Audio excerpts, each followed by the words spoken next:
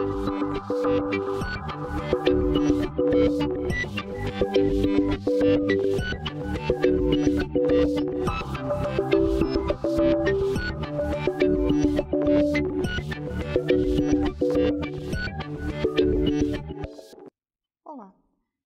Neste módulo, então, nós iremos abordar os seguintes tópicos: o que é o processo de transferência de tecnologia, o papel dos núcleos de inovação tecnológica e quais são as questões centrais nesse processo de transferência de tecnologias acadêmicas.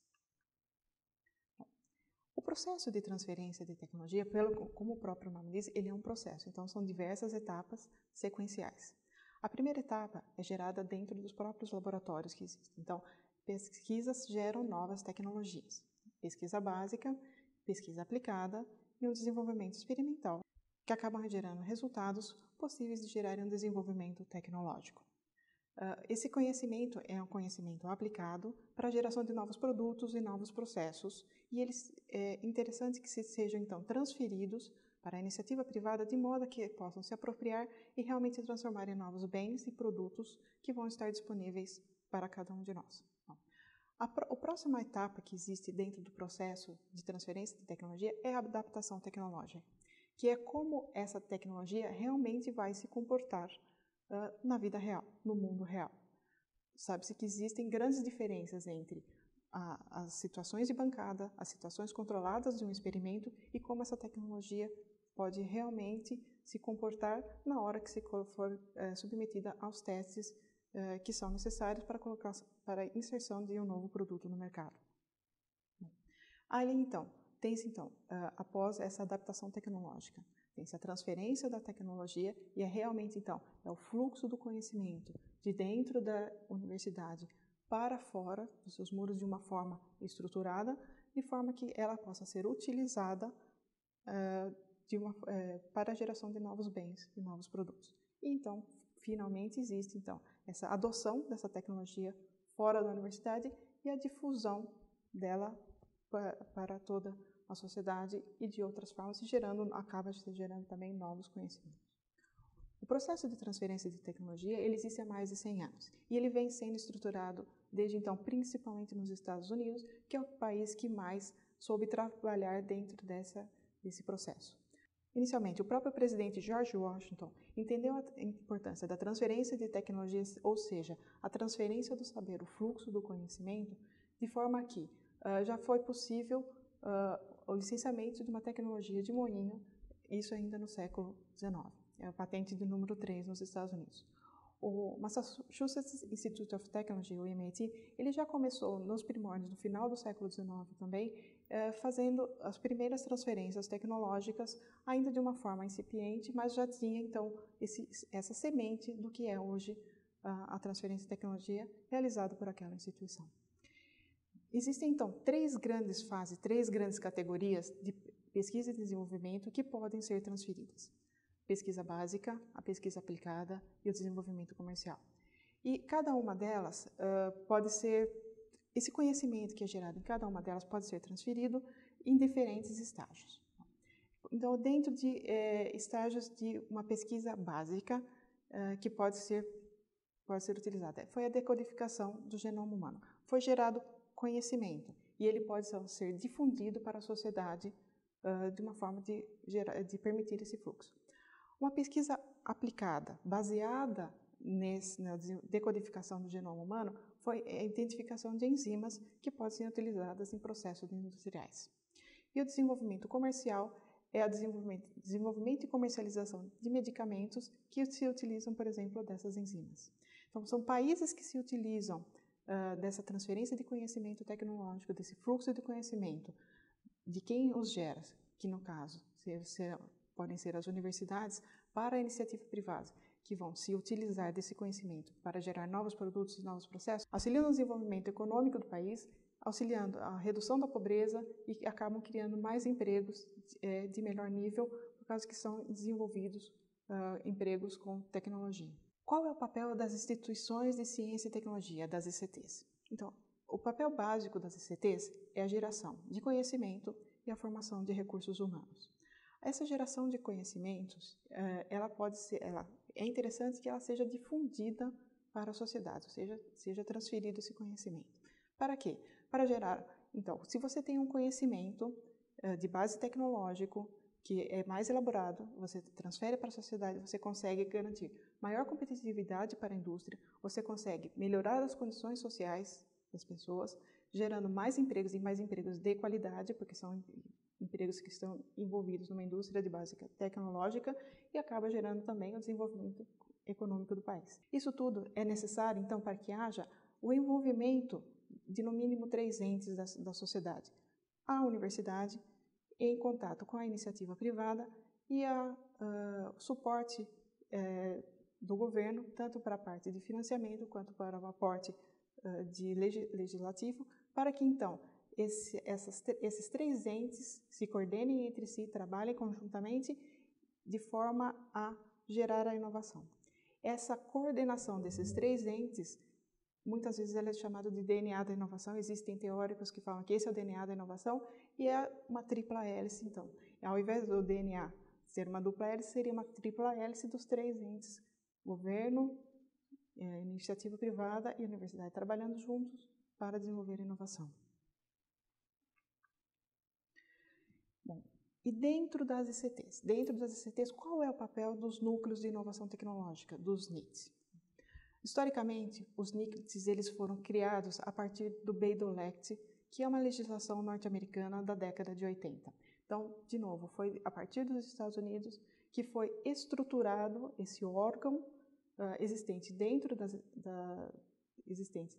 universidades, que se utiliza, que serve, então, para se apropriar do conhecimento e fazer a transferência, o fluxo de tecnologia para fora da universidade.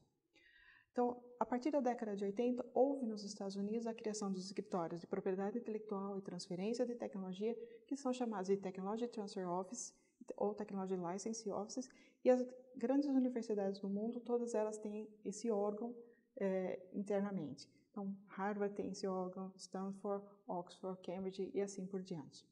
Nessa esteira, em 2004, foi promulgada a Lei de Inovação, na qual instituiu que cada uma das ICTs, das instituições de ciência e tecnologia, tem o seu núcleo de inovação tecnológica. Então, dentro do Brasil, cada uma das ICTs deve instituir internamente esse núcleo para cuidar da propriedade intelectual e da transferência de tecnologia. E qual é, então, o papel estruturado, falando de uma forma estruturada, do núcleo de inovação tecnológica?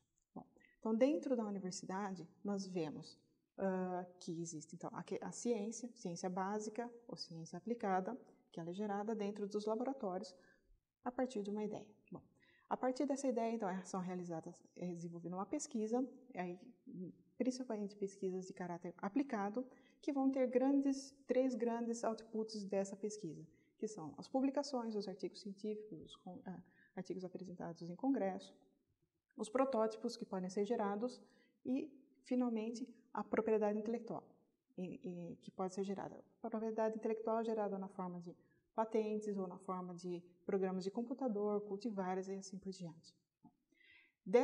Esses 3 grandes outputs, o núcleo de inovação tecnológica, ele vai cuidar de fazer, então, a apropriação, ou seja, fazer-se a proteção da propriedade intelectual, a proteção das patentes, dos cultivares, dos programas de computador, e cuidar de fazer também a transferência, ou seja, os licenciamentos dessa propriedade intelectual para fora, para então que a empresa, passando então a ser licenciada dessa propriedade intelectual, consiga iniciar o processo de produtização, ou seja, transformar aquela pesquisa, aquilo que está descrito num pedido de patente, em um produto que, novamente, a gente sabe que existe uma diferença grande entre o que está na bancada e o que é realmente um produto. São necessários investimentos para que esse produto seja realmente desenvolvido. Depois da produtização, é feito o escalonamento, ou seja, a parte de produção em escala, ou seja, não deixa de ter uma escala pequena, uma escala de produção, acaba tendo-se um escalonamento para a produção industrial e, finalmente, a comercialização, ou seja, a disponibilização desses produtos para a sociedade em escala comercial. Então, chegando finalmente no mercado. Esse é a linha, o processo de transferência de tecnologia como um todo. Qual é o papel do NIT? Quando o NIT recebe uma comunicação de invenção, ele deve adotar uma estratégia de patenteamento e de transferência de tecnologia para cada uma das tecnologias, das comunicações de invenção que ele recebe, tanto para obter melhor resultado, tanto para a ICT, quanto para a sociedade. Para escolher a melhor estratégia, é necessário avaliar a tecnologia e responder a algumas questões que orientarão a tomada de decisão de qual caminho deve ser seguido. Basicamente, existem 3 decisões chaves que devem ser tomadas para cada comunicação de invenção. Primeiro, deve-se patentear ou não a invenção. Durante o curso, nós iremos falar muito de patenteamento, mas, de novo, deve-se preocupar em fazer a proteção da propriedade intelectual. Normalmente, utiliza-se principalmente da modalidade de patenteamento, mas não se deve esquecer das outras modalidades também. Bom, então, depois se decidiu se é possível o patenteamento ou não dessa propriedade intelectual, deve-se buscar a melhor forma de transferi-la, que é ou por meio do licenciamento dessa propriedade intelectual ou então pelo estabelecimento de uma startup, de uma spin-off. Aí, qual das 2 melhores formas de seguir? A terceira decisão, que também não é nada fácil, é quanto cobrar pelo licenciamento dessa invenção. A gente espera-se que ao final desse curso, essas 3 questões elas sejam, espera-se ao final desse curso entregar ferramentas necessárias para que essas 3 decisões possam ser tomadas. E é interessante notar que essas 3 decisões, como nós estamos falando de um processo de transferência de tecnologia, elas não são tomadas as 3 ao mesmo tempo, mas elas são sequenciais e dentro de parâmetros que são estabelecidos dentro das metodologias, de forma que é possível responder essas questões de uma forma segura, tanto para a instituição quanto para a sociedade.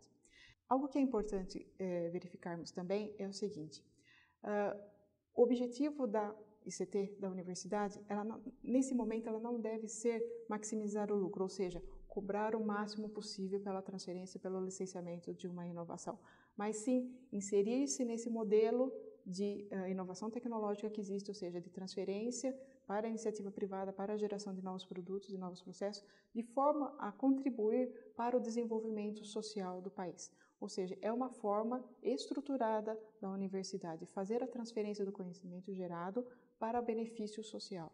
Quais são questões centrais no processo de transferência de tecnologia? Então, a primeira que nós dissemos é patentear ou não a invenção. Para a decisão de patentear ou não a invenção, 3 questões são orientadoras para responder essa questão. Primeiro, a patente ela terá reivindicações suficientes para proteger corretamente a invenção que está sendo comunicada? Ou será que nós não iremos conseguir redigir reivindicações que consigam realmente proteger aquela invenção de forma a tornar aquele pedido de patente atrativo para ser licenciado? Se essa tecnologia for patenteada, é possível que cada um desses custos possam ser revertidos para a universidade de volta, ou seja, ela vai ser licenciada e ela vai ter pelo menos um retorno financeiro que recubram esses custos? E, finalmente, o patenteamento é a melhor forma de proteger a tecnologia ou existem outras formas de protegê-la mais interessante e de forma que ela se torne mais atrativa para ser licenciada, para ser transferida? Ainda dentro dessas questões de patentear ou não a invenção. Abrindo um pouco mais, então, as questões a respeito das reivindicações, se elas serão suficientes ou não. Então, como deve ter sido visto no primeiro módulo, que falava de propriedade intelectual, é necessária uma busca de anterioridades e uma busca por tecnologias similares para verificar o que vai ser protegido nessa tecnologia. Se essa tecnologia ela for patenteada, ela conseguirá atrair investimentos suficientes, ou seja, ela conseguirá atrair uma empresa interessada no licenciamento? Bem, como pode ser verificado isso? Antes de proceder ao patenteamento, pode-se realizar uma pesquisa de mercado para verificar onde ela se insere, onde essa tecnologia pode ser inserida, quais vão ser os mercados que podem se interessar por esse conhecimento que foi gerado. Então, questões que podem ser respondidas.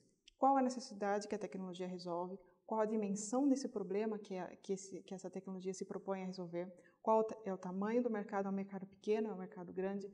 Qual é o mercado que já está estabelecido? Ou é um mercado novo que vai ter que ser desenvolvido?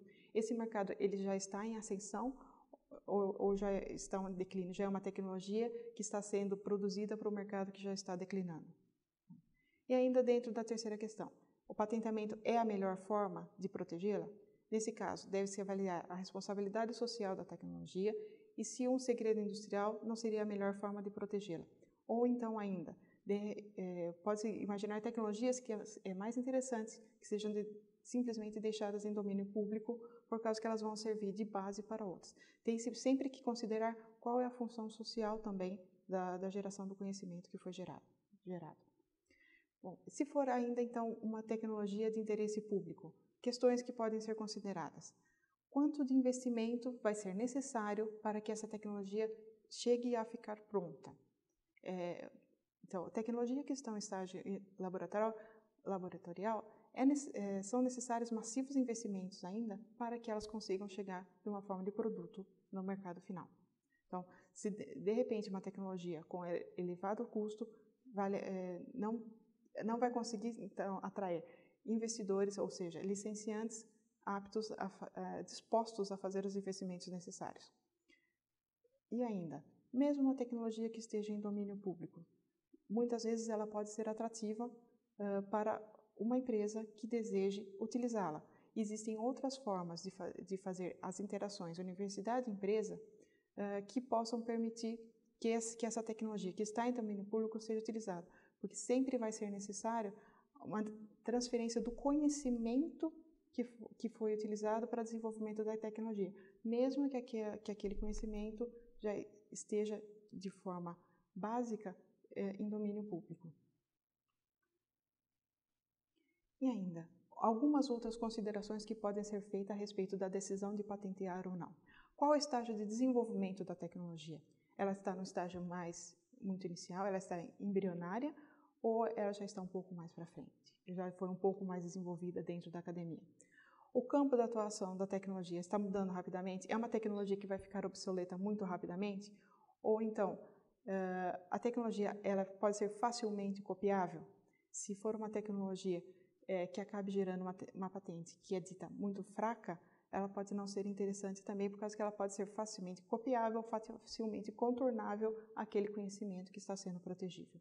E ainda, o que é muito importante, o inventor tem interesse em participar desse processo de transferência de tecnologia? É o pesquisador que detém esse conhecimento. É altamente necessário que ele participe desse processo de transferência de tecnologia. E ele terá, então, disposição para participar desse processo de transferência de tecnologia? Dentro ainda das questões centrais do processo de transferência de tecnologia. A academia ela possui várias formas de transferir o conhecimento gerado, ou seja, expandir esse conhecimento para fora dos seus próprios muros. A forma clássica sempre foi por meio das publicações científicas, por meio dos artigos. Consultoria técnica também é uma forma de disseminar os conhecimentos desenvolvidos. Congressos também é uma das formas clássicas. O licenciamento de propriedade intelectual, ou seja, esse processo de se apropriar da propriedade intelectual, se apropriar do conhecimento gerado e fazer os licenciamentos, é uma forma estruturada, uma forma nova de garantir e de enriquecer esse processo de disseminação do conhecimento gerado dentro da universidade. Quais são questões, ainda dentro das questões centrais? Existe uma outra grande questão que precisa ser considerada o que vale mais a pena para aquela tecnologia que está sendo considerada? Vale mais a pena licenciar a tecnologia para uma empresa de grande porte ou então estimular a constituição de uma startup, de uma spin-off que vai iniciar a exploração dessa mesma tecnologia? Existem alguns pontos positivos e negativos em cada um desses casos. Bom, dentro de um licenciamento convencional, ou seja, para uma empresa que já está estabelecida no mercado, que já tem todo um histórico. Quais são as vantagens de transferir esse conhecimento para fazer esse tipo de licenciamento? Essa empresa já possui uma estrutura física para a produção. Ela também já possui um nome no mercado e possui os seus canais de distribuição. Possui fundos de investimentos que podem ser utilizados para a inovação, para serem investidos nessa tecnologia que precisa ser produtizada. A situação financeira da empresa ela pode ser acessada com muito mais facilidade. Acordos de licenciamento é muito mais fácil de ser estabelecido com essas empresas por causa que a própria empresa já conhece internamente os seus processos. e há menos conflitos de interesse dentro da própria empresa com a universidade no sentido de fazer essa transferência. Quais são as desvantagens que existem de fazer esse licenciamento convencional? As grandes empresas elas já possuem um portfólio de tecnologia estabelecido, elas já possuem quais são as suas tecnologias de interesse para atingir determinados mercados. E inserir uma nova tecnologia que não atenda a esse portfólio de interesse pode ser um complicador. Existe um risco da empresa perder o interesse pela tecnologia durante esse processo de licenciamento. Existem diversos casos de que uma empresa faz o licenciamento da tecnologia e durante esse desenvolvimento que é necessário, ela acaba entendendo que aquela tecnologia não é mais interessante para ela. Então, ela perde o interesse nessa tecnologia. E como esse processo de desenvolvimento de produtos já está muito bem estabelecido dentro da empresa, muitas vezes a chance dessa empresa priorizar esse licenciamento é muito baixa. Essa transferência de tecnologia vai ser mais uma dentro do seu próprio portfólio. A tecnologia ela não vai receber uma atenção especial. Agora, então, quando se faz um licenciamento para uma startup, ou seja, uma nova empresa, uma empresa de base tecnológica vai ser constituída a partir dessa tecnologia que foi gerada dentro da universidade. Quais são as vantagens que existem? Bom, a startup, com certeza, ela vai dar prioridade para o desenvolvimento dessa tecnologia, porque toda a empresa vai estar baseada nessa única tecnologia. Então, e mesmo quando o desenvolvimento estiver com problemas, a empresa se esforçará o máximo possível para encontrar as suas soluções, por causa que a vida da empresa depende desse desenvolvimento. O relacionamento entre o núcleo de inovação tecnológica, os pesquisadores e as pessoas que estão na empresa acaba sendo muito próximo, por causa que é necessário uma interação muito maior entre essas pessoas para que esse processo de transferência ocorra de uma forma mais tranquilamente. E principalmente que muitas vezes as pessoas estão começando a conhecer esse processo. E a ICT ela poderá obter como garantia uma parte da empresa. No Brasil, esse processo da ICT participar da empresa não é comum. Ele é muito difícil, mas fora do Brasil, nos Estados Unidos, na Inglaterra, esse processo da própria universidade ter cotas na empresa, para posteriormente, quando ela for vendida, receber remuneração por isso, é bastante comum. Bom, e quais são as desvantagens que existem em fazer um licenciamento para uma startup? As startups são empresas que vão começar, elas vão ter o seu início a partir dessa tecnologia. Então, o risco que é associado com essa empresa é muito grande. Elas são altamente dependentes dos gestores. Normalmente, uma startup no seu início, vai ter 3, 4 pessoas que estão trabalhando lá dentro e ela acaba sendo extremamente dependente dessas 3, 4 pessoas. Se algo acontecer com essas pessoas, a vida da própria empresa pode ser prejudicada. Elas precisam investir muito em marketing, porque elas não são conhecidas, elas estão se iniciando, elas precisam fazer um esforço muito grande de marketing para se tornarem conhecidas e conseguirem comercializar os produtos que vão ser desenvolvidos a partir daquela tecnologia. E aí, então, ainda elas não têm os canais de distribuição necessários. Então, existe uma divisão entre o investimento que é necessário tanto no desenvolvimento da tecnologia quanto no marketing também. E, por último, elas precisam captar fundos de investimento para fazer esse desenvolvimento final da tecnologia, porque empresas e startups, elas não têm recursos financeiros no seu início, então ela vai precisar fazer uma captação de fundos para fazer o desenvolvimento. De forma geral, o licenciamento para uma startup deve ser priorizado nas seguintes situações. Quando a invenção é uma plataforma tecnológica, ela não é um único produto que foi gerado, um produto simples, mas é uma plataforma tecnológica que pode dar margem à criação de diversos outros produtos, como, por exemplo, um novo material que pode dar origem a diversos tipos de sensores de gases, para diferentes tipos de gases, por exemplo. Essa seria uma plataforma tecnológica. Não existe, um outro ponto não existe uma outra companhia produzindo produtos similares. Vai ser, é uma inovação radical no sentido de que não existe no mercado e vai ser a primeira vez que vai ser inserido. O mercado é grande o suficiente para comportar um novo concorrente e assim que justifiquem esses riscos. Um ponto importante é até para a startup conseguir financiamentos para desenvolver sua tecnologia e dar início à sua produção. É necessário que a propriedade intelectual ela esteja bem protegida e elaborada no país que a startup está constituída. extremamente complicado que, por exemplo, a propriedade intelectual ela esteja bem estabelecida nos Estados Unidos e a propriedade intelectual esteja é extremamente complicado que a propriedade intelectual esteja protegida nos Estados Unidos e a empresa, a startup, esteja constituída aqui no Brasil. Ou o inverso, que pode se tornar bastante comum. Decide-se dar início à startup nos Estados Unidos, sendo que a propriedade intelectual existe somente aqui no Brasil. Esse é um impeditivo também. Normalmente, pelo menos um dos inventores, ele irá participar na empresa como sócio, consultor ou pesquisador. É interessante também que, nesses casos, sejam um pesquisador ou um aluno que participou do desenvolvimento dessa nova tecnologia. Esse quadro, ele demonstra de forma segmentada pontos de decisão ou níveis de decisão que podem ser tomados para verificar se o licenciamento para uma startup ou para uma empresa convencional é o mais adequado. Então, nesse gráfico, nós temos no eixo do X o eixo do mercado e no eixo Y o eixo do produto. Bom, se nós temos um mercado que já tem um produto existente e o produto também já é existente, é mais interessante que seja feito um licenciamento convencional para uma empresa que já está estabelecido.